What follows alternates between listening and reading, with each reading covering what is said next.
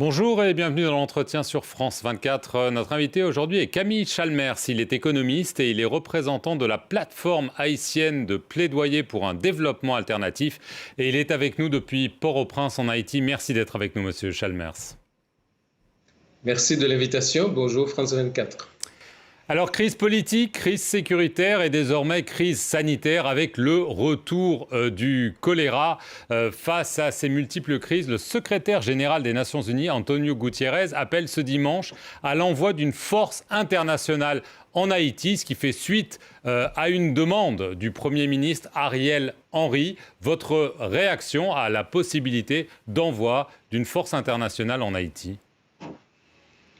Bon, notre réaction, c'est d'abord un sentiment d'indignation sur le fait qu'il y a une incompréhension totale et une instrumentalisation de la crise haïtienne, puisque nous avons vécu récemment, depuis 1993, 10 missions successives des Nations Unies, et toutes ces missions, en dépit des moyens très importants qui ont été mis à leur disposition, ont échoué. Et non seulement ont échoué, mais en plus ont aggravé la nature de la crise sociétale en Haïti, ont contribué à affaiblir les institutions étatiques, ont renforcé la dépendance du pays par rapport à l'extérieur et on a plongé le pays dans une situation catastrophique aujourd'hui. Donc, s'il est évident que ce n'est pas la solution ne peut pas passer par la répétition des mêmes erreurs et nous sommes indignés aussi par les propos du secrétaire général des Nations Unies qui assimilait les manifestations populaires de ces dernières semaines à des actions de banditisme. Alors qu'en fait, en Haïti, nous vivons depuis 2016 un cycle important de mobilisation populaire qui dénonce justement les politiques gouvernementales et qui dénonce les politiques néolibérales et qui dénonce les tentatives d'effacer les gains démocratiques qui ont été arrachés par les luttes du peuple haïtien depuis la chute de la dictature. Donc, nous avons affaire à un mouvement de fond, à un soulèvement citoyen qui réclame justice, qui réclame la démocratie et qui proteste contre des politiques antinationales, antipopulaires et qui aggravent la crise structurelle de la société haïtienne.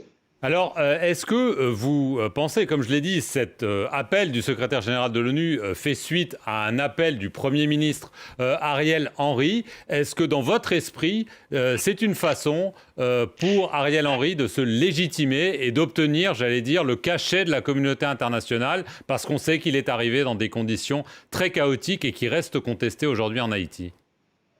Tout à fait. Nous avons affaire à un Premier ministre qui n'a aucune source de légitimité, qui n'a aucune source légale et qui n'a présenté jusqu'à présent aucun calendrier électoral, aucun processus de sortie de cette situation transitoire.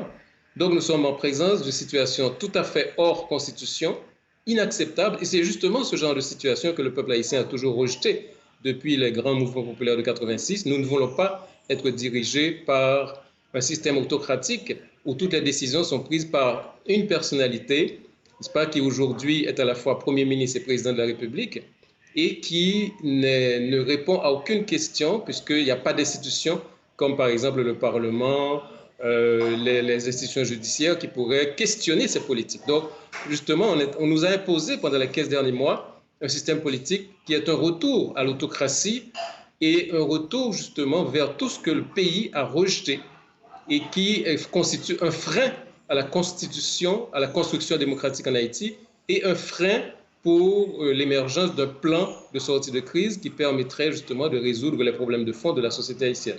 Alors, le secrétaire général de l'ONU dénonce aussi ce qu'il appelle les bandes criminelles qui ont pris le contrôle d'infrastructures stratégiques, le port de Port-au-Prince, le principal terminal de carburant du pays à Vareux.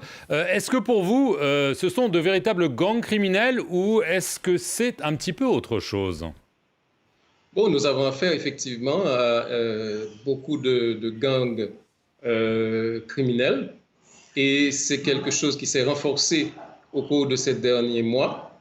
Et il faut voir que les gangs criminels font partie d'un mécanisme de domination récurrent en Haïti, où justement pour faire face à la montée des mouvements populaires et à la demande de participation politique des secteurs populaires, l'impérialisme et l'oligarchie locale utilisent deux formes de violence. Il y a la violence à travers les forces publiques institutionnalisées, et il y a la violence informelle à travers des bandes armées qui se sont appelées Tonton Macoute à un certain moment. Il y a eu des Ingledo, il y a eu des attachés, il y a eu le FRAPP, par exemple, pendant le coup d'État contre Aristide en 1991.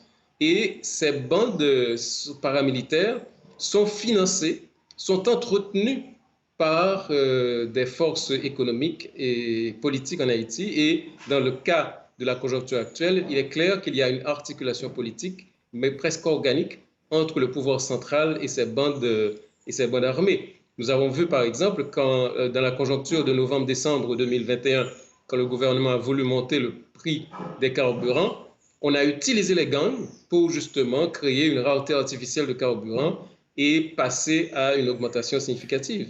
Donc nous avons, et c'est là le problème, c'est que vous avez des gangs qui reçoivent des armes, des munitions sans limite et qui jouissent d'une impunité presque totale. Donc la solution à ce problème, c'est justement de couper ce lien organique entre le pouvoir central et les gangs paramilitaires.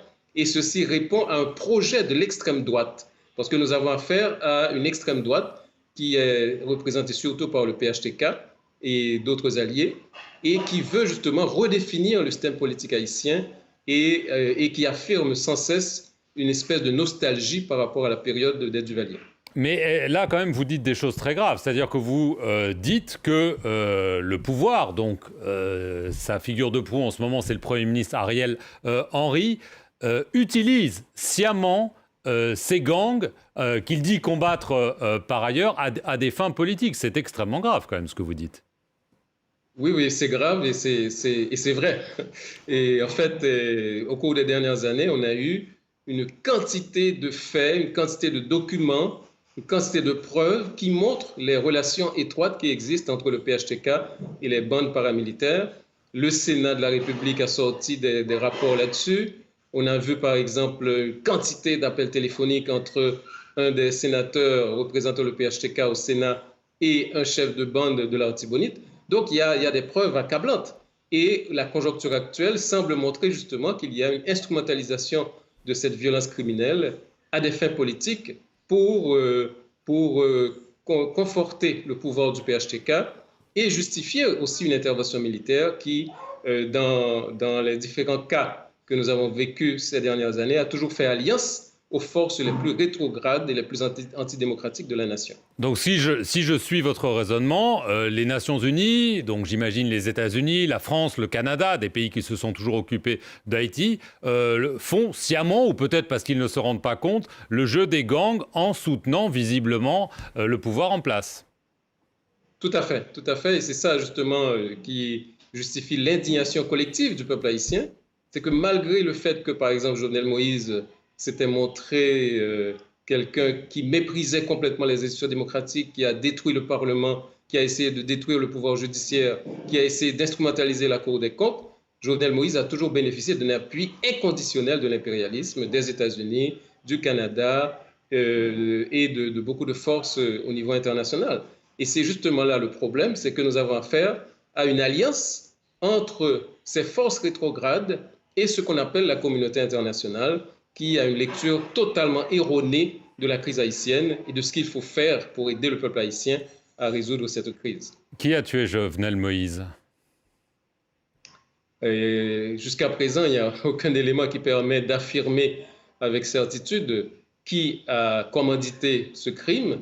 Ce qui est certain, c'est que nous avons une implication des secteurs mafieux, une implication des circuits liés à la drogue et une implication aussi des mercenaires colombiens qui sont liés en général au circuit des agents secrets américains.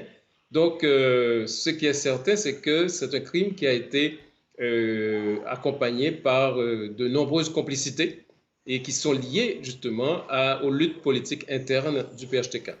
Dernière question, Camille Chalmers. Étant donné le panorama qu'on vient de dresser, à ceci se rajoute dernièrement le retour du choléra. Est-ce que vous craignez une véritable explosion de violence en Haïti et des troubles vraiment sérieux ?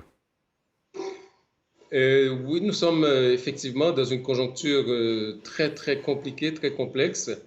et où le peuple haïtien est en train d'être asphyxié, n'est-ce pas? Nous avons perdu tous les droits fondamentaux et aujourd'hui, on n'a presque plus le droit de se déplacer à l'intérieur de Port-au-Prince. Et je pense que, effectivement, cette situation génère des conflits multiples, des affrontements multiples.